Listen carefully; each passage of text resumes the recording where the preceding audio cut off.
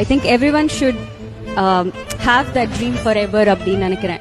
ஏதோ ஒன்று நம்ம அச்சீவ் பண்ணிட்டோம்னா அதுக்கு மேலே என்ன அச்சீவ் பண்ண முடியும்னு நினைக்கணும். அண்ட் ஸ்பெஷலி விமன், ஏன்னா மற்றவங்க ஒர்க் பண்ணுறதோட ஒரு 10 times 50 times அதிகமாக நம்ம ஒர்க் பண்ணாதான் ஒரு பொசிஷனுக்கு நம்ம வந்து ரீச் ஆக முடியும்.